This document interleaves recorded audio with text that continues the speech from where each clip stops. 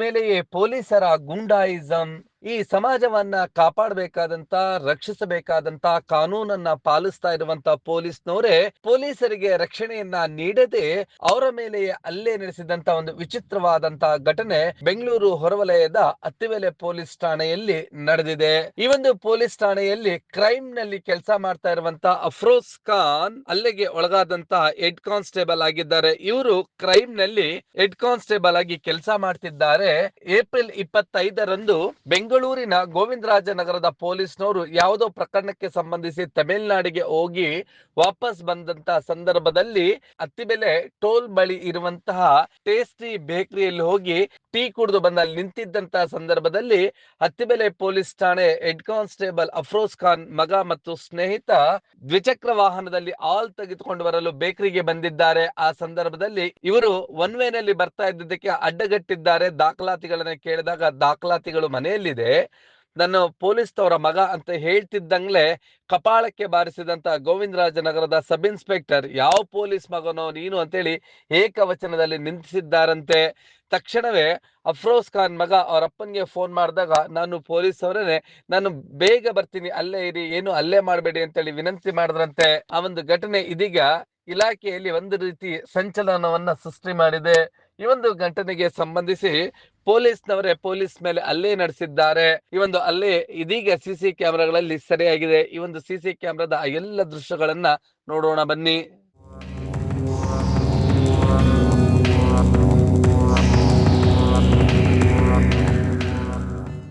ಹೌದು, ಈ ಒಂದು ಘಟನೆಯಲ್ಲಿ ಅಫ್ರೋಜ್ ಖಾನ್ ಮತ್ತು ಅವರ ಗೋವಿಂದರಾಜನಗರದ ಪೊಲೀಸ್ನವರು ಹಲ್ಲೆ ಮಾಡಿರತಕ್ಕಂತ ದೃಶ್ಯಾವಳಿಗಳು ಸಿಸಿ ಕ್ಯಾಮೆರಾದಲ್ಲಿ ಸರಿಯಾಗಿದೆ. ಈ ಭಾವಚಿತ್ರದಲ್ಲಿ ಕಾಣಿಸ್ತಾ ಇರ್ತಕ್ಕಂಥವರೇ ಅಫ್ರೋಜ್ ಖಾನ್. ಇಲ್ಲಿ ಗೋವಿಂದರಾಜನಗರದ ಸಬ್ ಇನ್ಸ್ಪೆಕ್ಟರ್ ಗುರುಪ್ರಸಾದ್ ರವರೇ ಹಲ್ಲೆ ನಡೆಸಿದ್ದು. ಇವರು ಅಫ್ರೋಜ್ ಖಾನ್ ಬಂದು ಗುರುಪ್ರಸಾದ್ ರವರ ಬಳಿ ನಾನು ಹೆಡ್ ಕಾನ್ಸ್ಟೇಬಲ್ ಅಂತ ಹೇಳಿದಾಗಲೂ ಕೂಡ ನೀನು ಯಾವ ಹೆಡ್ ಕಾನ್ಸ್ಟೇಬಲ್ ಅಂತೇಳಿ ಅವ್ಯಾಚ್ಯ ಶಬ್ದಗಳಿಂದ ನಿಂದಿಸಿ ಹಲ್ಲೆಯನ್ನ ಮಾಡಿ ಅವರು ಬಂದಿದ್ದಂತ ಇನ್ನೋವಾ ಕಾರ್ನಲ್ಲಿ ಹಾಕೊಂಡು ಸಾರ್ವಜನಿಕರ ಎದುರೇ ಅವರ ಮೇಲೆ ಹಲ್ಲೆಯನ್ನ ನಡೆಸಿದ್ದಾರೆ, ಮಾರಣಾಂತಿಕ ಹಲ್ಲೆಯನ್ನ ನಡೆಸಿದ್ದಾರೆ. ಇನ್ನು ಈ ಘಟನೆಗೆ ಸಂಬಂಧಿಸಿ ಅಫ್ರೋಜ್ ಖಾನ್ ಹೋಗಿ ಅವರೇ ಕಾರ್ಯನಿರ್ವಹಿಸ್ತಾ ಇರುವಂತ ಠಾಣೆಯಲ್ಲಿ ದೂರು ನೀಡಿದ್ರು ಕೂಡ ದೂರು ದಾಖಲಿಸಲು ಪೊಲೀಸ್ನವರು ಮೀನಾಮೇಷವನ್ನ ಎಣಿಸ್ತಾ ಇದ್ದಾರೆ.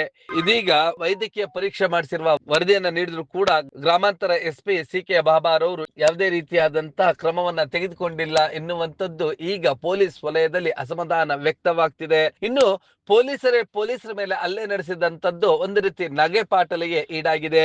ಅತ್ತಿಬೆಲೆಯಲ್ಲಿ ಸಾರ್ವಜನಿಕರ ಎದುರೇ ಅಫ್ರೋಜ್ ಖಾನ್ ಮೇಲೆ ಹಲ್ಲೆ ನಡೆಸಿರ್ತಕ್ಕಂಥದ್ದು ಇದು ಇಲಾಖೆಗೆ ಎಷ್ಟರ ಮಟ್ಟಿಗೆ ಗೌರವ ತಂದು ಕೊಡುವಂತದ್ದು ಮತ್ತು ಹಲ್ಲೆಗೆ ಒಳಗಾದಂತ ಅಫ್ರೋಜ್ ಖಾನ್ ನ ನೈತಿಕ ಬಲ ಹೇಗೆ ನಿಲ್ಲುತ್ತೆ ಅನ್ನುವಂಥದ್ದು ಈಗ ಯಕ್ಷ ಪ್ರಶ್ನೆ ಆಗಿದೆ. ಅಫ್ರೋಜ್ ಖಾನ್ ಮಾಧ್ಯಮಗಳ ಕೈಗೆ ಸಿಕ್ತಿಲ್ಲ, ಮೊಬೈಲ್ ಸ್ವಿಚ್ ಆಫ್ ಮಾಡ್ಕೊಂಡು ಎಲ್ಲೋಗಿದ್ದಾರೋ ಕೂಡ ಗೊತ್ತಿಲ್ಲ. ಈ ಒಂದು ಸಿಸಿ ಕ್ಯಾಮೆರಾಗಳಿಂದ ಗೊತ್ತಾಗತ್ತೆ ಇವರು ತೀವ್ರ ಅವಮಾನಕ್ಕೆ ಒಳಗಾಗಿ ಈಗ ಮೊಬೈಲ್ ಸ್ವಿಚ್ ಆಫ್ ಮಾಡ್ಕೊಂಡು ಹೋಗಿದ್ದಾರಾ, ಈಗ ಗೋವಿಂದರಾಜನಗರದ ಪೊಲೀಸರ ಮೇಲೆ ಕ್ರಮ ತೆಗೆದುಕೊಳ್ತಾರ, ಹಾಗೂ ಅವರು ಮದ್ಯಪಾನ ಮಾಡಿದ್ರು ಅನ್ನೋದು ಕೂಡ ತಿಳಿದು ಬರ್ತಾ ಇದೆ.